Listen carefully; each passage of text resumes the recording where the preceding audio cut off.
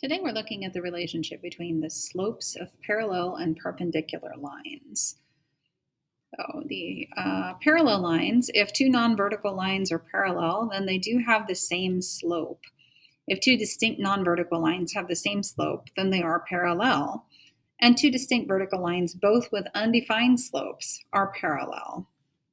So we have on the picture here a couple of lines that appear parallel. I think most everybody understands the concept of parallel fairly well, but until somebody actually points it out to you, you don't really realize that that means that they have the same slope. Literally, they're slanted exactly the same way. All right, so for each line described by a pair of points, we're going to determine the slope, and then we're going to determine which of these described lines are parallel. So we have 4 examples here. Our first job is just to find the slope of all 4 of those. And that was a topic that we did yesterday. So this would be the right place to pause the video, and you get a little bit of extra practice here with finding the slopes of lines given 2 points there.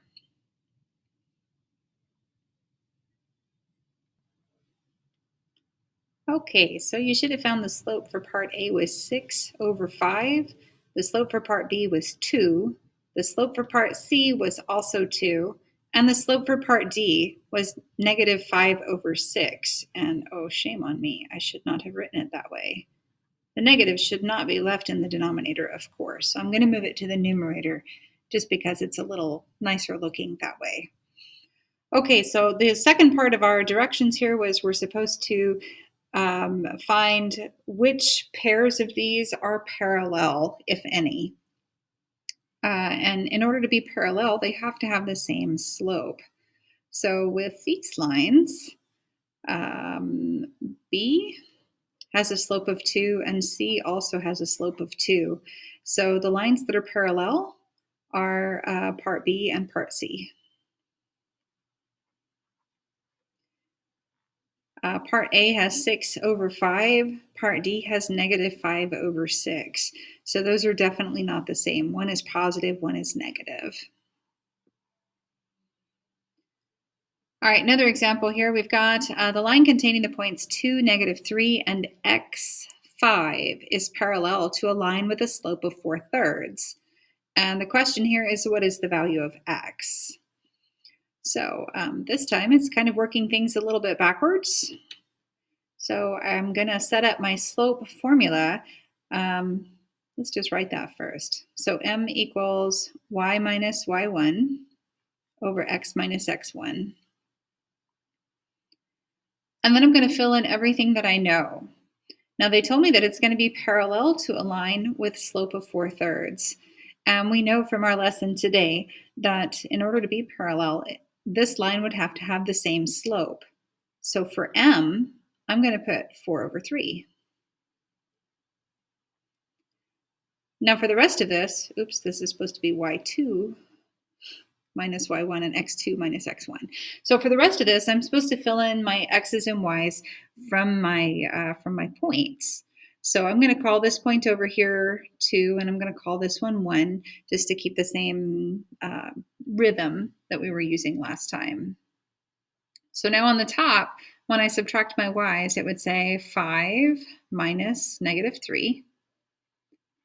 And on the bottom, I would have x, because my x2 is just x, minus 2. Right, now I'm going to simplify a little bit here. On the top, I've got 5 minus negative 3, which is a little bit hard to look at. And that is not cooperating well. Let me see if it'll let me erase it. There we go. I'll try again. Okay, so that was a 4. All right, on the top, 5 minus negative 3 would be nicer if I wrote it as 5 plus 3, which is 8. This is now 8. Okay, now from here, I need to solve this equation. And I've got x in the denominator, which is a little bit hard to deal with there. So the way I'm going to solve this, since it's just one fraction equals another fraction, I'm going to use a process that we call cross multiplying. So I'm going to multiply the first numerator times the second denominator. I'm going to write that down. 4 the first numerator, times x minus 2, the second denominator. And I'm going to set that equal to the cross product here. So 3 times 8. And I'm just going to go ahead and write that as 3 times 8 so that you can follow along in the notes there. What I've ended up with here is just a regular linear equation. And I just need to distribute the 4. So that would give me 4x minus 8. And on this side, 3 times 8 is some multiplication that's fairly easy to perform. So that would be a 24. And then I just have to solve for x. So I'm just using plain algebra here. So my next step would be to add 8 to both sides of the equation. 24 plus 8 would be 32. And then I would divide both sides by 4, and I would get x is 8. And the question was asking me to find the value of x, and that's what I've done.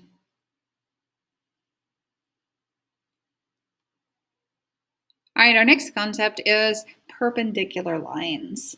Now, perpendicular lines have a relationship in their slopes also, but it's not quite as obvious as the one that we have for parallel lines. Parallel lines slope exactly the same way, so it makes sense that their slopes are equivalent. To be perpendicular, they do have to intersect at a 90-degree angle. So the intersection makes a right angle. But algebraically, you can't really describe it that way. So let's talk about the relationship in the slopes. So if two non-vertical lines are perpendicular, then the product of their slopes is -1. So now if I took the slope of this one and I took the slope of this one and I multiplied them together, I would get -1. That's what that statement says. Second one says if the product of the slopes of two lines is -1, then the lines are perpendicular. So that's just the converse of this statement. It's just that statement written backwards. And then the last part says a horizontal line having 0 slope is perpendicular to a vertical line, which has undefined slope. Now, a little bit easier way to deal with all of that is to state the more obvious relationship there, and that would be that the slopes of the two lines that are perpendicular are negative reciprocals of each other. So negative means they have to have opposite signs, and reciprocals means you just take the fraction and you switch the numerator and the denominator. We often say that's flipping the fraction. Okay, so now we have four sets of points that describe lines. And the first thing we're going to do is determine the slope of each of those, which again, you know how to do. So you're going to pause the video and find the slope of all 4 of those. You get a little bit of extra practice there. And then we're going to determine which pairs of those, if any, are perpendicular. Go ahead and pause now and come back when you have the slopes for all 4. Oh, look at that. That says B. That should be A. All right, so we'll fix that. Okay, welcome back. So the slopes you should have gotten for those, for part A would be 4/3, for part B, -3, for part C, -3/4, and for part D, 1/3. Okay, we are supposed to now say which pairs of lines are perpendicular, if any. So first thing I would want to look for is opposite reciprocals. Now, part A and part C are kind of obvious there. The fractions are opposite signs, and one of them just reverses the numerator and the denominator. So part A and part C are perpendicular. I'm going to use some shorthand here. So this means perpendicular. For part B and part D, I kind of suspect that they might be, because this is a -3 and that's a 1/3. So for that one, I want to test it using the information that they gave me up here in the box, where they said if two non-vertical lines are perpendicular, then the product of their slopes is 1. So to test that out, I'm going to take these two slopes and multiply them together. So -3 times 1/3. And when I multiply those together, I would get negative, and then 3 times 1/3 would be 3/3, which reduces to -1. So we did get that their product was -1. And so therefore, parts B and D are also perpendicular to one another. All right.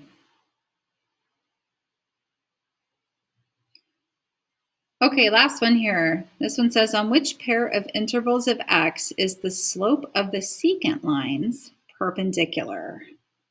So for this one, we have to find the slopes of the secant lines for each pair of these. Now, just to be sure, I want to kind of talk you through one of these, and then you're going to pause the video and you're going to finish off the question here. So this is talking about an interval of x's. So this is from x is -2, which is here, to x is -1. So it's talking about the secant line that connects this point to this point. And you need to find the slope of that line. And this one here is talking about the secant line from an x value of 1 to an x value of 2. So x value of 1 is here, x value of 2 is here. So you would be looking for the secant line that connects those 2 points. And then you want to check and see if those two are perpendicular to one another. So that's what you're doing here. You're going to do all 4 of these. And then you're going to determine if any of them are pairs that are perpendicular to one another. So pause the video here and then come back after you come up with what you believe is the answer so you can check. Okay, welcome back. You should have found that the secant lines that connect 0, 1 and -1, 0 do make perpendicular lines. The slopes of those, the slope of this one is 1 and the slope of this one is -1. And for part D there, the secant line that connects x values -2 to +1 and -1 to +2 also are perpendicular. This one has a slope of -1, and this one has a slope of +1, which when you multiply those together, you do get -1. The others do not. This one does have one of our special relationships, though, from -2 to 2, from here to here, and from -1 to 1, here to here. Both of those secant lines are horizontal, which means they both have a slope of 0. So these are actually parallel. They didn't ask us to find that, but it's interesting to note there. And for these two, from -2 to 1 and 1 to 2, those two don't have either of those special relationships there. They're not parallel nor perpendicular. They do intersect, but that doesn't mean that they're perpendicular.